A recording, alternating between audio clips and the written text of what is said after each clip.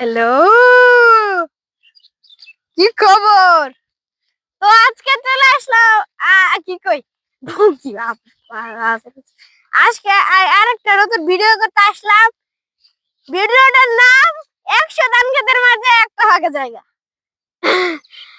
আর আপনাদেরকে কি বলবো, এই পুরো এরিয়াটা জুড়ে দেখতেছেন যে পুরো ধান ক্ষেত আর ধান ক্ষেত। যা উষা টিলা ফেলার কিছু নেই, সবই ধান ক্ষেত। কিন্তু এই পুরো ধান ক্ষেতের মাঝে একটা খালি জমি আছে। এটা এটা কয়েক কাঠা জমি, এক কাঠাই হইব বুঝা। এটা এক কাঠাই হবে। এই জমিটা আমরা আমরা ওখানটা একটা লাইল, মোটা লাইল আছে, সীমান্তের লাইল। ওখানটা দাঁড়ায় বললাম রাহেন ভাইয়া দেখো তো এই লাইট যাদের কারণে কি হেলা হয়ে গেল সামরে। তারপরে এরা এবার রাকিব ভাই লাগে আসলাম, ভিডিও বানায় একটা রাহেন ভাই হয়ে গেল না। তো আইলাম ভিডিওর নাম কি দেবো সবাই চিন্তা। রাইম করলাম 100 ধান ক্ষেতের মধ্যে একটা ফাঁকা জায়গা, মানে 100 ধান ক্ষেতের মধ্যে একটা ফাঁকা জায়গা। কি 100 ধান ক্ষেত হইতো না? হেন্দাই 80, হেন্দা 20, হেন্দা 20, হেন্দা তো 80 উপরে যাবো। অনেক ধান ক্ষেতের কে, কিন্তু এরকমটা কিন্তু একটা ভিউ কিন্তু সুন্দর আসে। কারণ আমি যদি 100 ধান ক্ষেতের মাঝে থাকি তখন ভিউটা কি মনে হয় চিন্তা করেন, অনেক সুন্দর লাগে। কিন্তু এটা যদি একটু উঁচা টিলা হতো, আর উঁচা হতো, ওইখানটা হতো উঁচা হতো, তাহলে আর কি বলবো অনেক সুন্দর ভিউ আসতো। কিন্তু ভাগ্যে লেগে আছে এটা হইলো না। আমি বলছিলাম এটা যদি টিলা হইতো তাহলে অনেক ভালো হইতো, কেননা উপর থেকে ধান ক্ষেতের সবুজ একটা সুন্দর ভিউ আসে না, ওইটা আর কি বলতেছিলাম।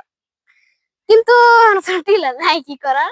যাই হোক, একটা উঁচা জায়গা পাইছি, এটা মধ্যে উঠলাম। তো দেখেন আপনার চারিদিকে শুধু ধান ক্ষেত আর ধান ক্ষেত, মানে চারিদিকটা ধান খেতে পড়া। মধ্যে মধ্যে একটা ফাঁকা জায়গায় দেখেন।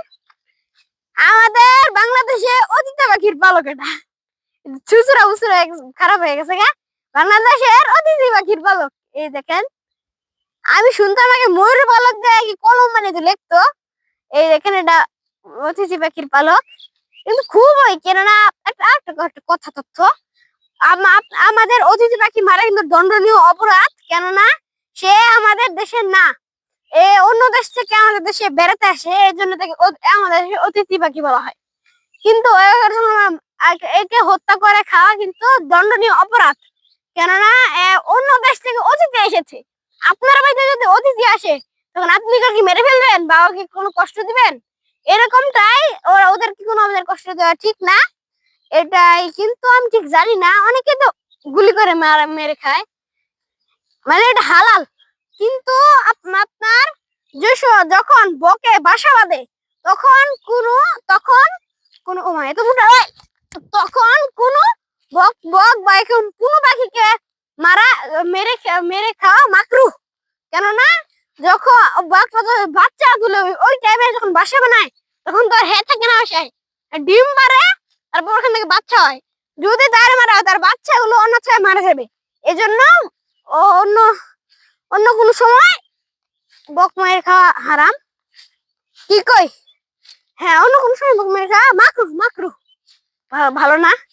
মাকরুহ মাকরুহ তানজিহি বুঝো, মানে হারামের কাছাকাছি বুঝো। কেননা বকের কষ্ট দেওয়ার আর অতিথি পাখির তো কোনো কথাই নেই। এই তো আমি এখানে আসছি, 100 ধান ক্ষেতের মধ্যে একটা স্থান পাইছিলাম, এই যে হলো এইটা। আর কোন স্থান গুলো নাই, আর থাকলে ওইগুলো ঢালাঢুলা। এখানে মানুষের বসতি আছে, পালকটা করে এগুলো মানে মানুষের বসতি আছে। ওই দেখেন মানুষের বসতি আছে, কিন্তু 100 জায়গার 100 ধান ক্ষেতের মধ্যে এটা একটাই ফাঁকা জায়গা, আর কোনো ফাঁকা জায়গা নেই। থাকলে লাইল আর লাইলি, আর থাকলে ওইটা। আমরা আরেকটি ভিডিওতে ওই পর্বতের মাথায় যাব। পর্বত কি বলতেছি, পাহাড় না, এটা মানে একটা ইট খোলা ছিল, ওইখানে কি এক্সকালেটর দিয়ে মাটি কেটে কেটে কেটে কেটে এটা এরকম উঁচু করছে। হ্যান্ডেল পাহাড়ই বলা হয়। অনেকে দূর থেকে ঘুরতে আসে, কয় ইট খোলা বানাই দিচ্ছে, ইট খোলার জন্য পাহাড় বানাইছে, একটু দেখে আসি।